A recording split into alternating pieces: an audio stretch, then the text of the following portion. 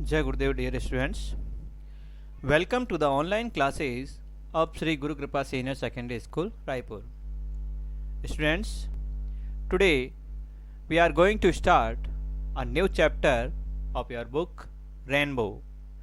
The name of the chapter is Lost Spring. We will study first part of this lesson today. विद्यार्थियों, आज के video से हम आपकी रेनबो बुक का एक नया अध्याय शुरू करने वाले हैं।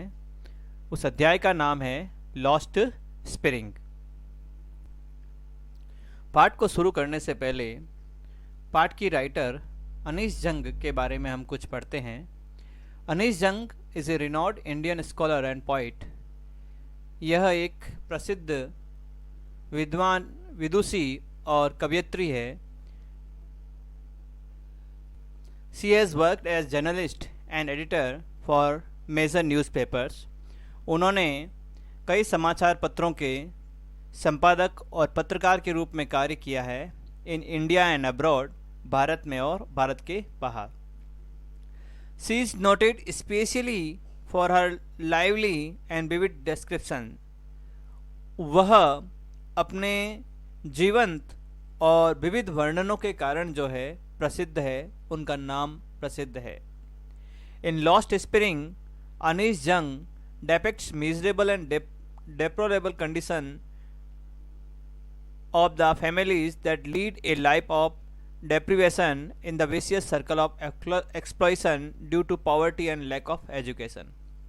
ये जो पाठ है विद्यार्थियों, इस पाठ में अनीस जंग जो है लेखिका, वो दुखी और वंचित स्थिति वाले प्राणियों का जो है वर्णन करती है और उन परिवारों का वर्णन करती है जो कि इस वंचना के कारण, जो शोषण का एक कुचक्र होता है, उसमें फंस जाते हैं।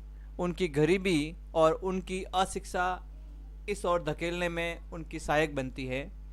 She focuses on the children who are doing menial and hazardous task to supplement the income of their families.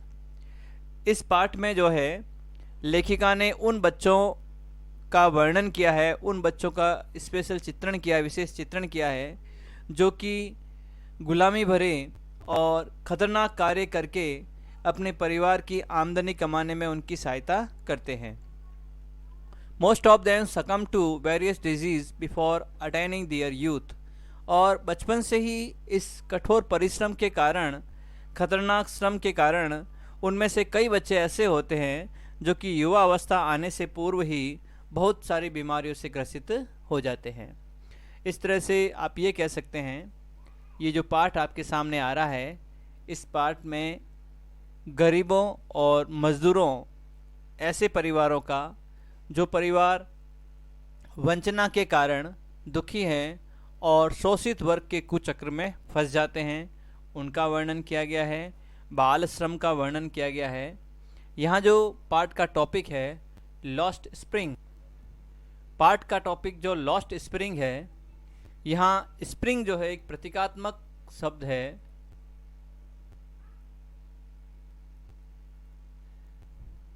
ये प्रतीक है बचपन का। वैसे स्प्रिंग शब्द का शाब्दिक अर्थ होता है बसंत। इसको आप अगर शाब्दिक दृष्टि से देखें तो इसका अर्थ निकलता है खोया बसंत, लेकिन प्रतीकात्मक रूप से इस पाठ का अर्थ है खोया बचपन। यानी किस तरह से बाल मजदूरी करते हुए अपने परिवार की आमदनी में सहायता के लिए बालक अपने बचपन को खो देते हैं, उसका वर्णन इस पाठ में किया गया है। देखते हैं लेखिका ने किस तरह से बाल श्रम और शोषित और वंचित वर्ग का जो है वर्णन किया है। समटाइम्स आई फाइंड ए रूपी इन द गार्बेज। कई बार मैं कचरे के ढेर में मुझे 1 रुपया मिल जाता है। Why do you do this I ask Saheb. तुम ऐसा क्यों करते हो, मैंने साहेब से पूछा। साहेब एक लड़के का नाम है जिससे लेखिका अनीस जंग जो है वार्तालाप कर रही है। अब साहेब की विशेषता बताते हुए अगला सेंटेंस आ रहा है, होम, जिसको, I encounter every morning scrounging for gold in the garbage dump.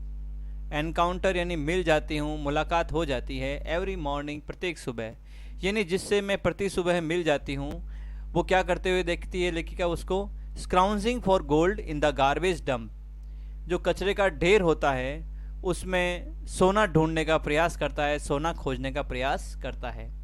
यहाँ सोने का मतलब वास्तविक रूप से गोल्ड नहीं है, बल्कि उन बच्चों के लिए तो 1 रुपये और 2 रुपये जो होते हैं वो भी उनके लिए सोने की तरह है।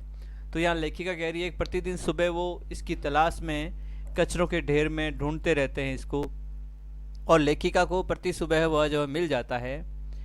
ऑफ माई नेबरहुड, मेरे पड़ोस में, Sahib left his home long ago, Sahib ने अपना घर बहुत समय पूर्व ही छोड़ दिया था। Set amidst the green field of Dhaka, यहाँ होम जो आया है वो होम परिवार के लिए नहीं है बल्कि हाउस के लिए है। यानी साहिब ने अपना जो घर था, पुश्तैनी घर या जिस घर में वो लोग रहते थे, उसको घर को कई समय पूर्व ही छोड़ दिया था।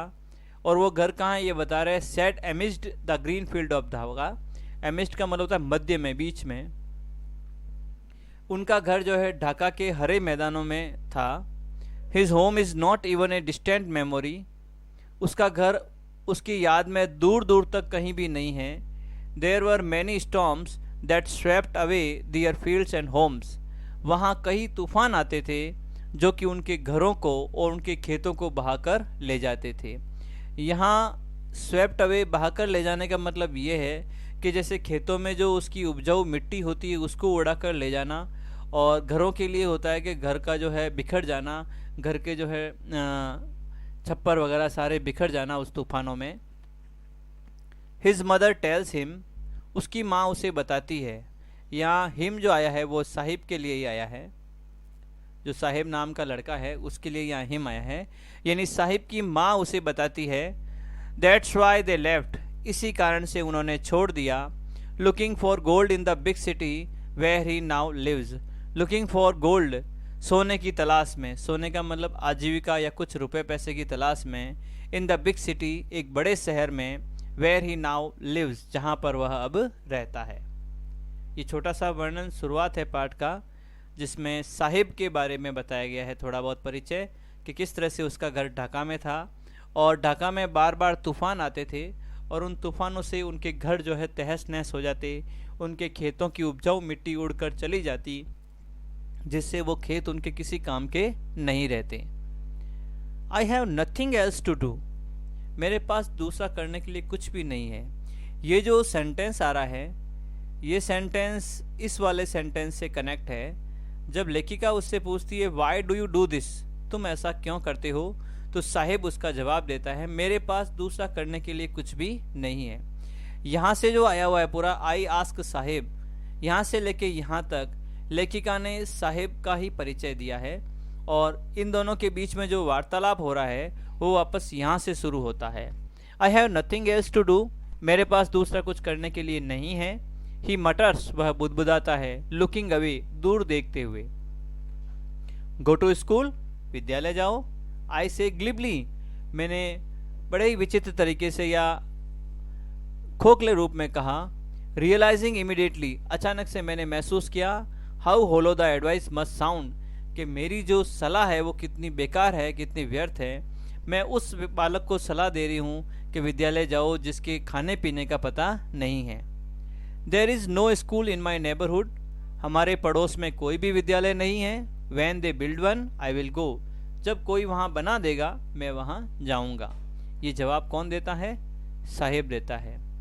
यहाँ जो वार्तालाप आ रहा है वो साहिब और लेखिका के बीच में वार्तालाप चल रहा है। तो if I start A school will you come, अगर मैं विद्यालय शुरू करती हूँ क्या तुम आओगे? लेखिका बड़े प्यार से उसको कहती है। आई आस्क हाफ जोकिंग, मैंने थोड़ा मजाक करते हुए कहा। यस, हाँ। ही सेज, वह कहता है। स्माइलिंग ब्रॉडली, बड़े जोर से हंसते हुए। ए फ्यू डेज लेटर, कुछ दिनों बाद में। I see him running up to me, मैंने उसे मेरी ओर आते हुए देखा। इज योर स्कूल रेडी, क्या तुम्हारा विद्यालय तैयार है? यानी कुछ दिनों बाद लेखिका को सामने से साहिब आता हुआ दिखाई देता है और साहिब पहला ही सवाल उसको पूछता है, कह रहे आप कह रही थी ना आप विद्यालय खोलने वाली है, क्या विद्यालय खुल गया?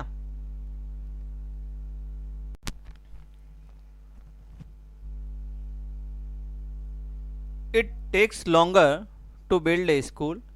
एक विद्यालय बनने में अधिक समय लगता है। आई से एम्बेरेस्ड, मैंने लज्जित होते हुए कहा। यहाँ लेखिका लज्जित क्यों हो रही है वो आगे बता रहे हैं। Eight having made a promise, क्योंकि मैंने एक ऐसा वादा किया है। दैट वॉज नॉट मीन्ट, जिसका कोई मतलब नहीं है। But promises like mine about in every corner of his bleak word. यहाँ ब्लीक वर्ड का मतलब होता है झूठा, झूठी दुनिया। ये जो गरीब और वंचित वर्ग होते हैं, इनसे हर कोई व्यक्ति वादा करता है, झूठे वादा करता है, खोखले वादे करते हैं और उनकी पालना कोई भी नहीं करता। तो लेखिका उसी सत्य को यहाँ उजागर कर रही है कि मैंने भी जो है साहेब को एक ऐसा वादा किया है जिसका कोई औचित्य नहीं है, बिल्कुल एक तरह से झूठा वादा है। और फिर वो अपने आप को थोड़ा पश्चाताप से रहित करते हुए कहती है कि मेरे वादा नहीं, इनका जो दुनिया है, इनका जो झूठी दुनिया है, उसमें ऐसे कई लोग वादे करते रहते हैं और इनका जीवन ही इस प्रकार के वादों से भरा हुआ है। After months of knowing him, कई महीनों से उसको जानने के साथ, I ask him his name, मैंने उसे उसका नाम पूछा। नाम क्या बताया उसने? साहेब ए आलम। ही अनाउंसेस, वह घोषणा करता है, बोलता है। He does not know what it means, और वह नहीं जानता उसका मतलब क्या है। If he new it's meaning, यदि वह उसका अर्थ जानता। अब अर्थ लेखिका बता रही है। लॉर्ड ऑफ द यूनिवर्स, विश्व का भगवान, विश्व का मालिक। He would have a hard time believing it, उसे बड़ा मुश्किल से इस बात पर विश्वास होता। साहेब आलम पूरा नाम था उस लड़के का। साहेब आलम का मतलब होता है दुनिया का मालिक। लेकिन अगर उस लड़के को इस अर्थ का पता चलता तो शायद ही वो उस पर विश्वास कर पाता। Unaware of what his name represents, he roams the streets with his friends. उसके नाम का क्या अर्थ निकलता है, उसका नाम क्या प्रतीक करता है, इसकी परवाह किए बिना। अनअवेयर का मतलब परवाह नहीं करना, बिना जाने।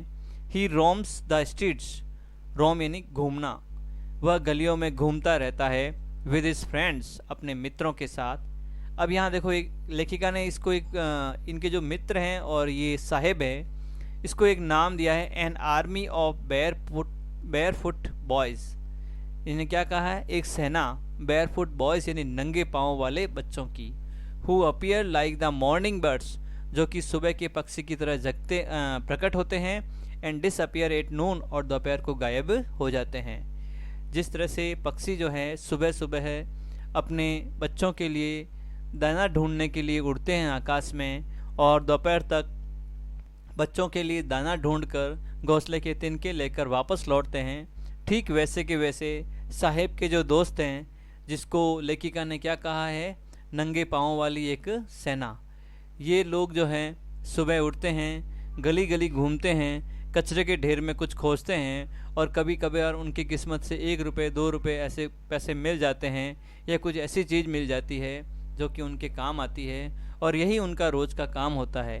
सुबह सुबह वो सारा काम करते हैं और दोपहर को अपने घर पर चले जाते हैं। तो लेखिका ने इसीलिए उनकी कंपैरिजन जो है, उनके जो उपमा क्या दी है उन बच्चों को, मॉर्निंग बर्ड्स, सुबह के पक्षी की उपमा दी है कि जिस तरह से पक्षी सुबह निकलते हैं और दोपहर को घर में चले जाते हैं, वैसे के वैसे ये बालक भी करते हैं। Over the months I have come to recognise each of them, कई महीनों के बाद में मैं उनमें से प्रत्येक को जान पाई। यानी प्रत्येक बालक क्या नाम है, किसका परिवार कहाँ है, कौन क्या करता है, उनके बारे में लेखिका को पता चल गया। Why aren't to wearing chappals, I ask one, तुमने चप्पल क्यों नहीं पहने हैं? मैंने एक से पूछा।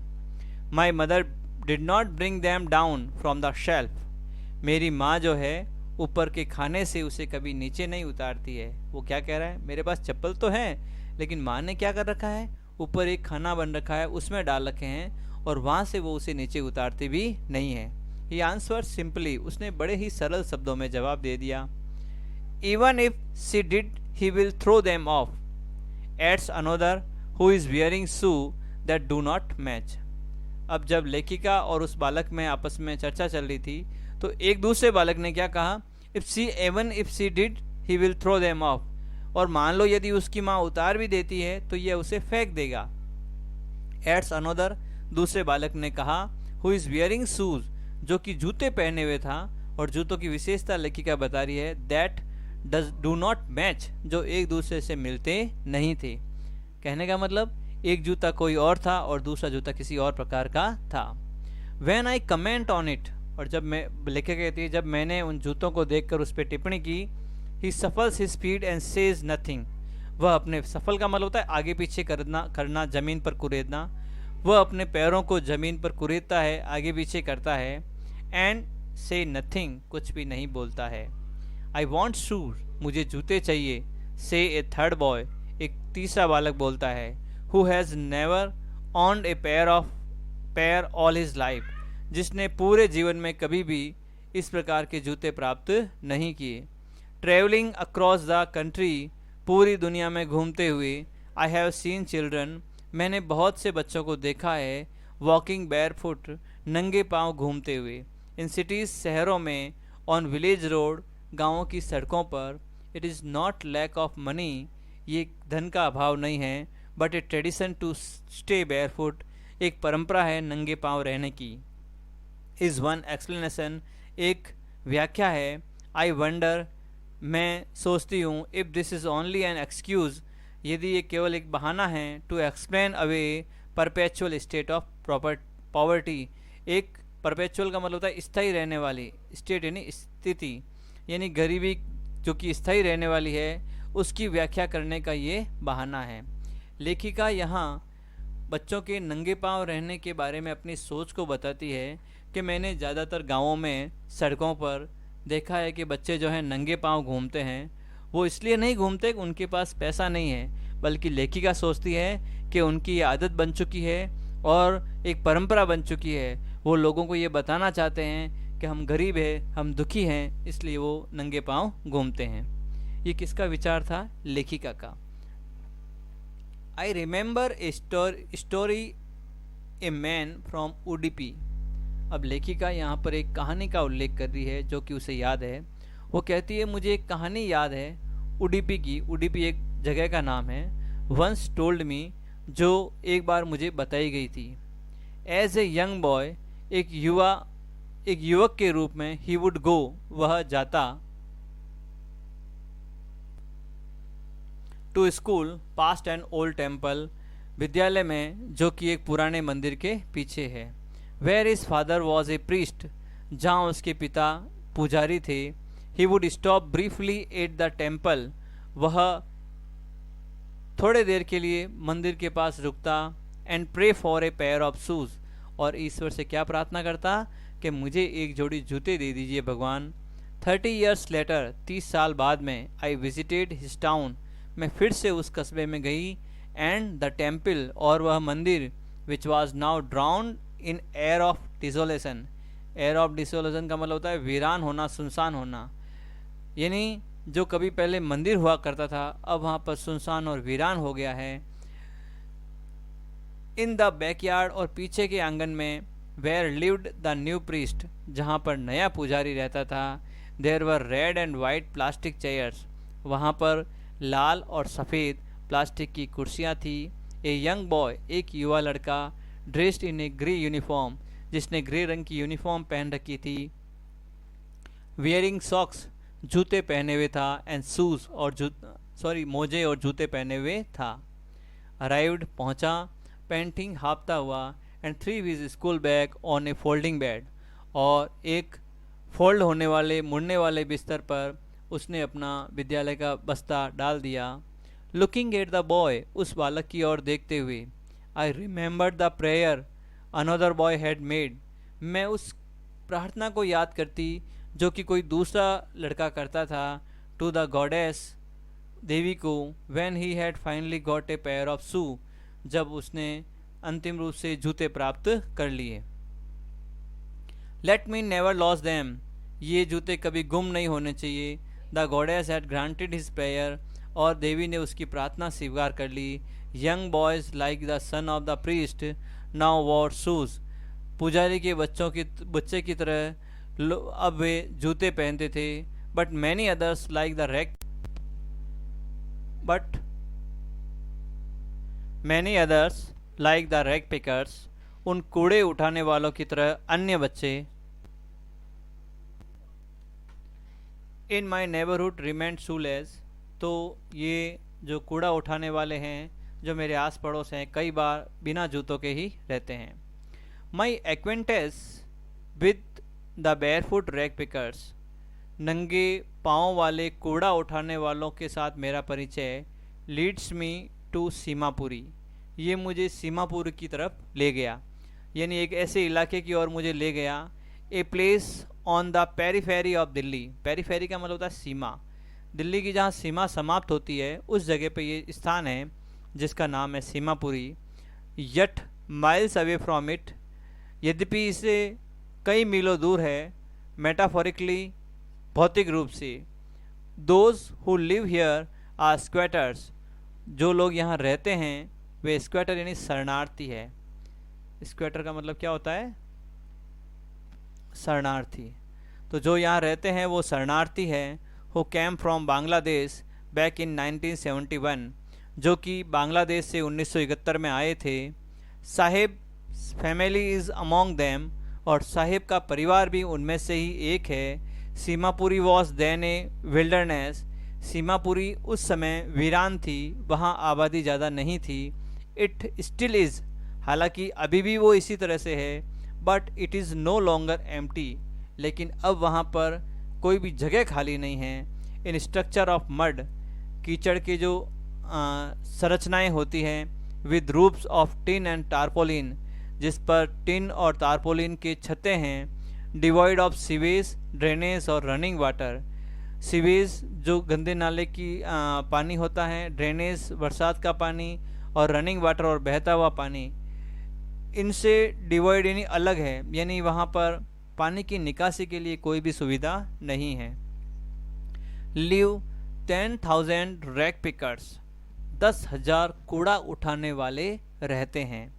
दे have lived here for more than 30 years, वे यहाँ पर 30 सालों से भी अधिक वर्षों से रह रहे हैं। विदाउट एन आइडेंटिटी, उनके पास कोई भी परिचय नहीं है। विदाउट परमिट्स, उनके पास कोई भी आज्ञा नहीं है। But with ration cards and get their names on voter list, उनके पास राशन कार्ड जरूर है और उनका नाम वोटर लिस्ट में भी लिखा हुआ है। And enable them two by grain, और यही दो कारण हैं जिनकी वजह से उन्हें अनाज मिल जाता है। Food is more important for survival, survival यानी जीवन जीना या जीविका का निर्वाह करना।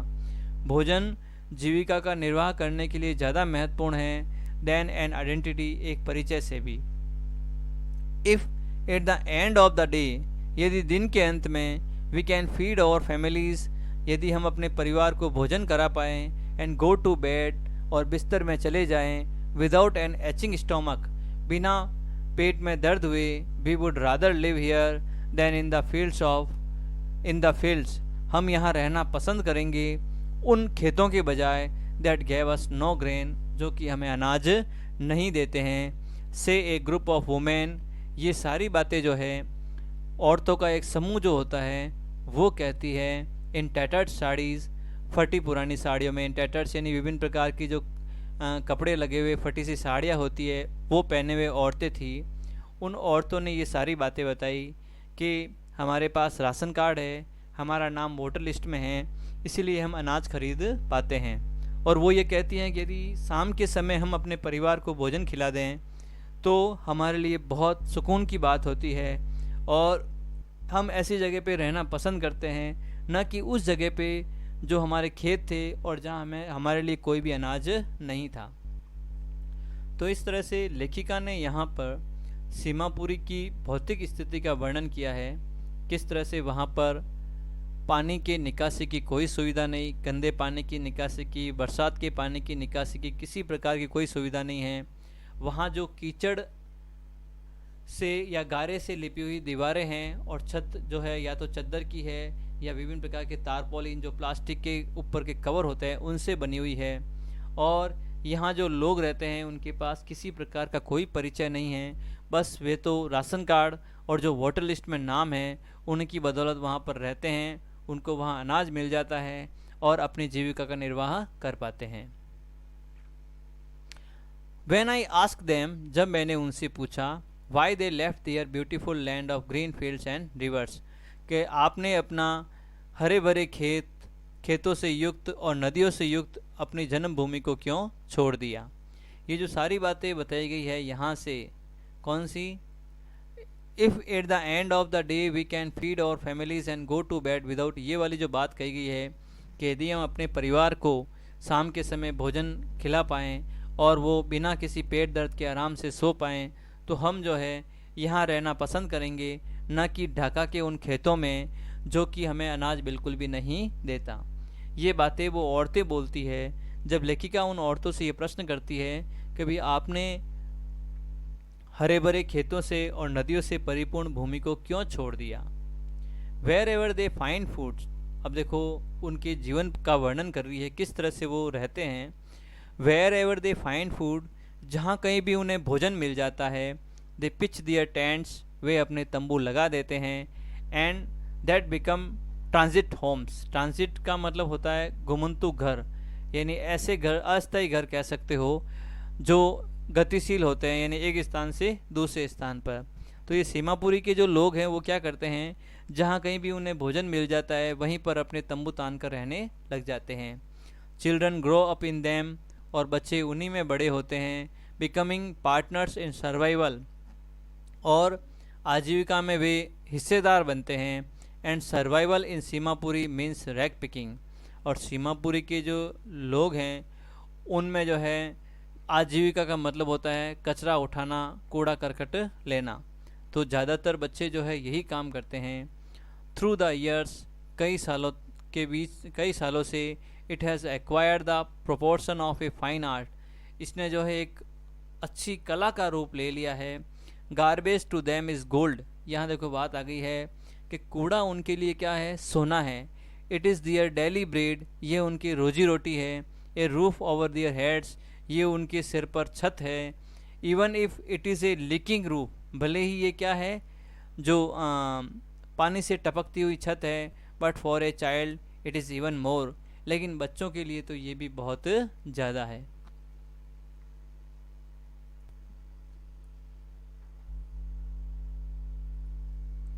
आई समटाइम फाइंड ए रूपी, इवन ए 10 रुपी नोट, कभी कभी मुझे 1 रुपया मिल जाता है और कभी कभी तो 10 रुपये का नोट भी मिल जाता है। साहिब सेज, साहिब कहता है।